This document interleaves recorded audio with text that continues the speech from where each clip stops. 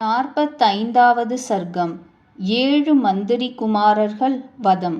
அக்னியின் ஒளியை உடையவர்களும் பெரும் வில்லாளிகளும் மகா பலவான்களும் அஸ்திர வித்தைகளை செம்மையாக கற்றறிந்தவர்களும் அஸ்திரம் அறிந்தவர்களில் சிறந்தவர்களும் அமிதமான பராக்கிரமமுடையவர்களுமான அந்த 7 மந்திரிகளின் குமாரர்களும் இராட்சசேந்திரனால் ஆக்ஞாபிக்கப்பட்டவர்களாய் அதின்மேல் பெரும் படைகளால் புடை சூழப்பட்டவர்களாய் பொன்மயமான சாளரங்களால் அலங்கரிக்கப் பெற்ற துவஜங்களுடைய கொடி மரங்களோடு கூடினவைகளும் மேகம்போல் கோஷமுடைய குதிரைகள் பூட்டிய பெரிய தேர்களால் உற்சாகமடைந்தவர்களாய் தனித்தனியே ஜெயம் பெறக் கோரினவர்களாய் காட்சியுரைத்த நன்பொன்னிற் சித்திரமிழைத்த விற்கலை மின்னலோடு கூடிய மேகங்களோவென டங்காரத்துணி செய்து கொண்டு அந்த மாளிகையினின்று வெளிப்புறப்பட்டார்கள்.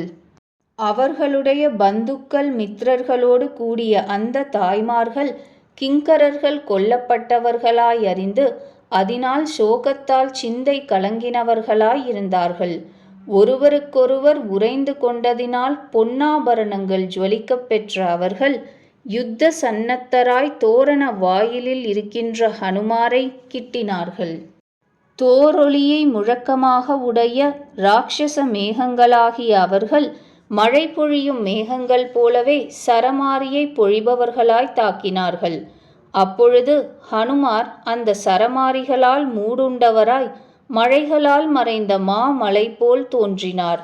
விரைந்த கதியுடைய அந்த வானரர் நிர்மலமான ஆகாயத்தில் கிளம்பினவராய் அந்த வீரர்களுடைய சரங்களையும் இரத முழக்கங்களையும் வியர்த்தமாக்கினார். வில்லாளிகளான அவர்களுடன் ஆகாயத்தில் விளையாடும் அந்த வீரர் ஆகாயத்தில் வில் போட்டிருக்கிற மேகங்களோடு வாயு பகவான் எப்படியோ அப்படி விளங்கினார். அந்த வீரியவந்தரான ஹனுமார் பயங்கரமான ஒரு கர்ஜனையை இட்டு அந்த பெருஞ்சேனையை பயமுறச் செய்து அந்த அரக்கர்களிடத்தில் முடிக்க வேண்டிய சுறுசுறுப்பை கொண்டார். பகை வெள்ளியான வானரர் சிலரை கையினால் அழித்தார், சிலரை கால்களாலும் சிலரை முஷ்டியாலும் சிதைத்தார், சிலரை நகங்களால் கிழித்தார், சிலரை மார்பினாலும் இதரர்களை துடைகளாலும் தாக்கி மடித்தார். சிலர் அவருடைய சிம்ம நாதத்தால் தக்ஷணமே பூமியில் விழுந்தார்கள். அவர்கள் உயிரிழந்து பூமியில் வீழ்ந்து மடியவும் அதனால் அச்சத்தால் நொந்த அந்த சேனை எல்லாம் 10 திசைகளிலும் பறந்தோடிற்று.